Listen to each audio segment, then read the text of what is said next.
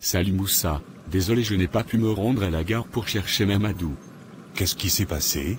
Ma femme m'a interdit d'y aller, elle ne veut pas qu'il vienne rester chez nous, elle m'a dit clairement que si je pars le chercher, elle met mes affaires dehors. Pourquoi tu restes avec cette femme compliquée et difficile? C'est juste pour les papiers français, je supporte tout ça pour avoir mes papiers, une fois que je les aurai, elle verra bien. Tu sais comment les choses se passent ici, je ne t'apprends rien. Tu sais, c'est mieux d'épouser une femme de chez nous, on a la même culture, c'est plus facile, si c'était une femme de nous, on sait d'où on vient, elle aurait accepté. Je ne sais même pas ce que vous cherchez chez les femmes blanches, moi dès que je serai prêt à me marier, j'irai chercher ma femme en Afrique. Puis quand elle viendra ici, elle va te laisser pour une autre personne, ou te mettre dehors et tu ne pourras pas voir tes enfants. Avec les blanches au moins, c'est vrai qu'elles aiment bien s'énerver, écrire beaucoup, mais leur amour est sincère.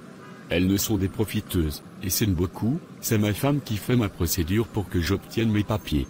Même si elle est parfois bizarre, je l'aime comme ça, je vais supporter car cette femme m'a apporté beaucoup. Quand j'étais à la rue aucune de nos sœurs ne voulait de moi, mais c'est cette femme qui m'a accepté comme je suis. C'est quelle femme africaine qui fera cela, si tu n'as rien elle ne te calcule même pas. Ce n'est pas une raison, de laisser nos sœurs pour épouser les femmes d'une autre communauté, je suis contre le métissage, tu risques de perdre toute ta lignée, si ton fils métis épouse demain une femme blanche, tes petits-enfants seront tous blancs. Tu es un Africain et burkinabé, ne l'oublie pas, tu sais d'où tu viens. Il y a des bonnes femmes africaines, qui sont de bonnes épouses, partout il y a de bonnes et mauvaises femmes, il faut juste bien chercher. J'ai déjà trouvé celle qu'il me faut, elle fait mon bonheur c'est le plus important.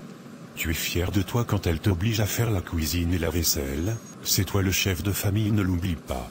Chez nous il n'y a pas de chef de famille, nous sommes deux partenaires, on fait 50-50 dans tout ce qu'on fait.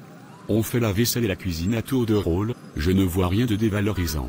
Chez nous il n'y a pas de 50-50, même l'islam ne le reconnaît pas, c'est toi l'homme, c'est toi qui dois tout faire, et c'est à ta femme de faire la cuisine, s'occuper de la maison et la vaisselle, ton rôle c'est de ramener l'argent à la maison.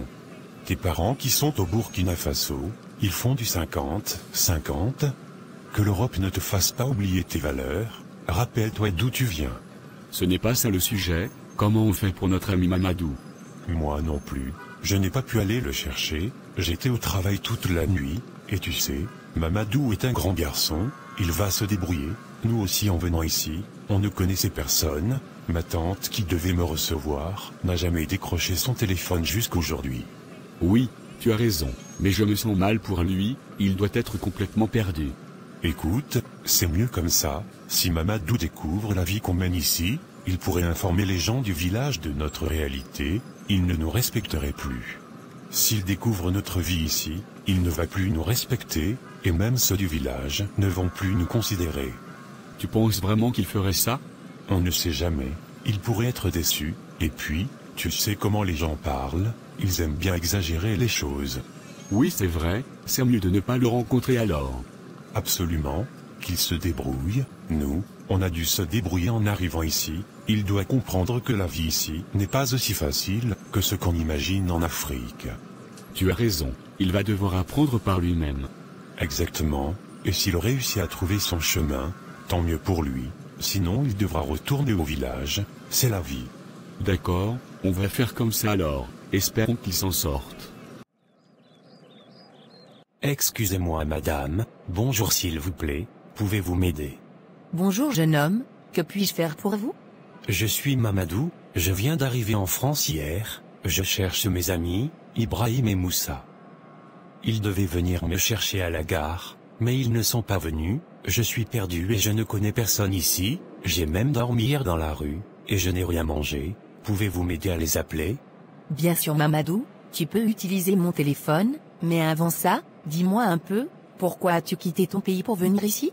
C'est à cause de la misère et du terrorisme, la vie est devenue très difficile au Burkina Faso, je veux trouver une vie meilleure ici, pour pouvoir aider ma famille à rester là-bas. Tu sais Mamadou, je suis né au Burkina Faso, mon père était un diplomate et il travaillait là-bas, j'ai passé une grande partie de mon enfance dans ce pays, les gens là-bas sont tellement accueillants et gentils, j'ai beaucoup aimé ce pays. Vraiment madame, c'est incroyable, vous comprenez alors ce que j'ai laissé derrière moi.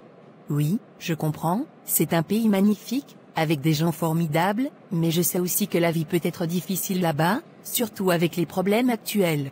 Oui, c'est pour ça que je suis parti, j'espère vraiment trouver une meilleure vie ici, pour pouvoir aider ma mère et ma petite sœur. Je comprends Mamadou, tu as fait un grand sacrifice pour ta famille, écoute je vis seul, pourquoi ne viendrais-tu pas chez moi pour te reposer un peu? Tu pourras utiliser mon téléphone pour appeler tes amis, et ensuite, ils pourront venir te chercher. Merci beaucoup madame, vous êtes vraiment gentille, je ne sais pas comment vous remercier.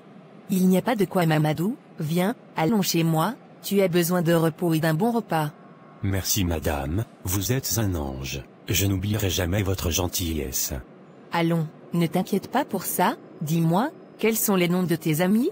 Ibrahim et Moussa, ils sont burkinabés aussi, nous venons du même village. Très bien, nous allons les appeler dès que nous arrivons chez moi, et en attendant, tu pourras te reposer, c'est important de reprendre des forces. Vous avez raison, merci encore, je suis vraiment chanceux de vous avoir rencontré, j'étais complètement perdu.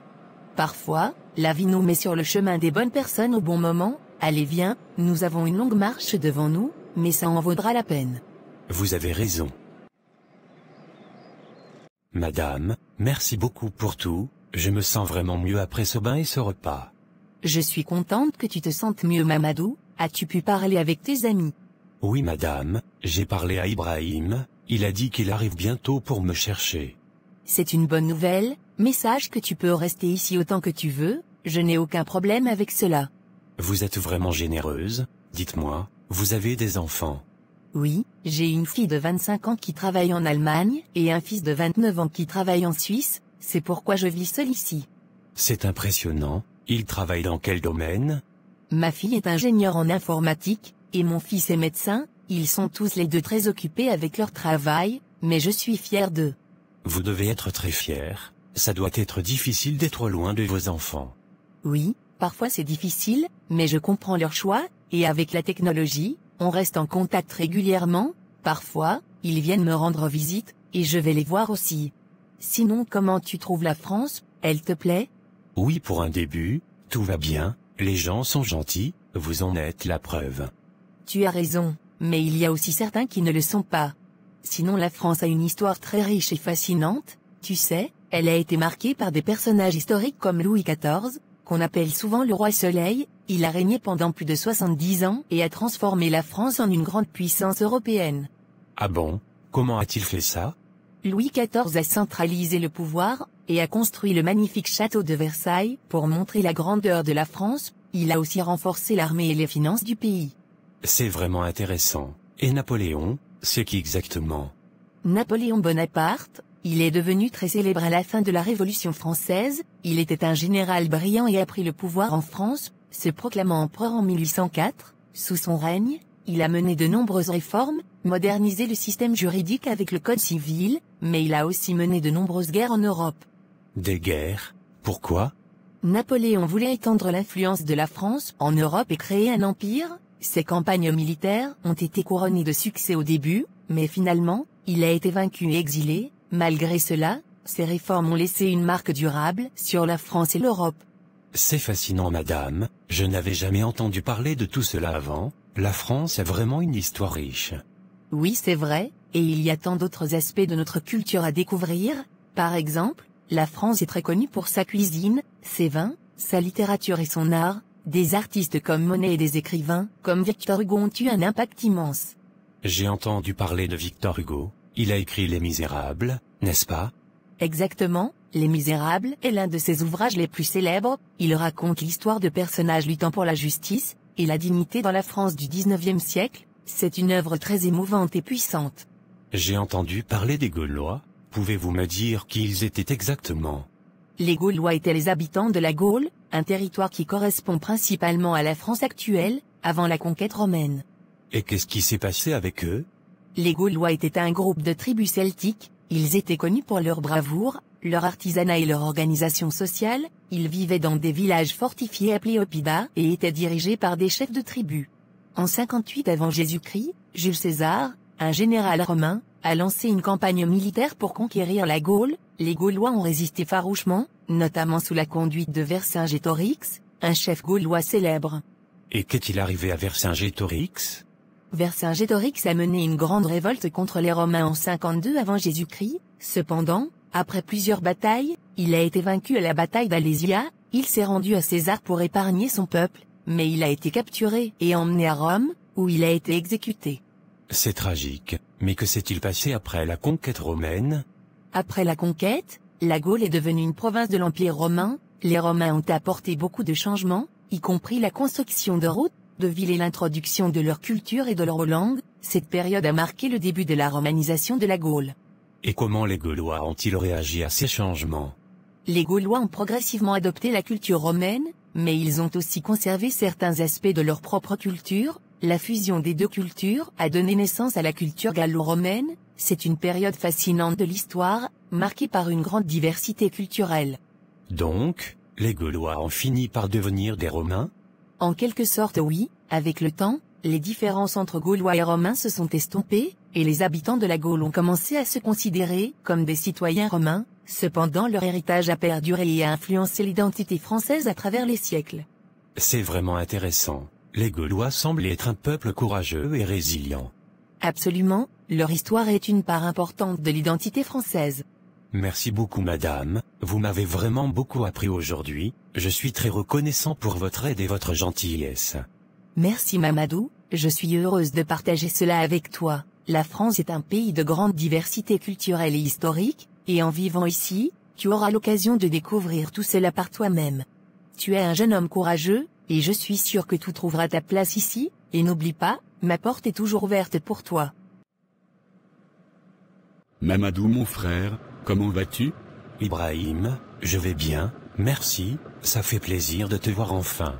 Et toi, comment s'est passé ton voyage? Tu as trouvé quelqu'un pour t'aider, à ce que je vois. Oui, cette dame m'a beaucoup aidé, j'étais perdu à la gare, et elle m'a proposé de venir ici pour me reposer.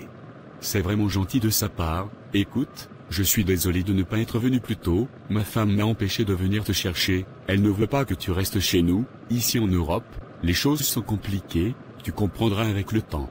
Je comprends Ibrahim, je ne veux pas causer de problème entre vous. Merci de comprendre. Et puis, Moussa aussi a un petit appartement, donc il ne peut pas t'héberger non plus. Ce qu'on peut faire pour toi, c'est t'aider à trouver un travail au noir. Avec ça, tu pourras économiser un peu d'argent et te prendre un logement. Un travail au noir, c'est quoi? Je vais bien t'expliquer prochainement. Tu vas travailler avec les papiers de Moussa. Ce n'est pas idéal, mais c'est une solution temporaire. Une fois que tu auras un peu d'argent de côté, on pourra t'aider à te régulariser plus rapidement. Pour le moment, il faudrait que tu demandes à la vieille dame si tu peux rester ici un peu plus longtemps. Je ne veux pas abuser de sa gentillesse, elle m'a déjà beaucoup aidé. Je comprends, mais essaie de lui parler, explique-lui ta situation, les gens peuvent être très compréhensifs, et pendant ce temps, nous ferons tout notre possible pour t'aider. D'accord, je vais lui parler. Merci Ibrahim, pour tout ce que tu fais pour moi. Ne t'inquiète pas Mamadou, on est ensemble dans cette galère, et n'oublie pas, les choses vont s'améliorer, tu es ici maintenant, c'est le plus important. Demain je viendrai te chercher pour qu'on puisse partir un peu se balader. D'accord, c'est compris, je vais aussi pour demander à la dame si je peux rester un peu. D'accord, tout compte fait, tiens-moi informé. C'est compris.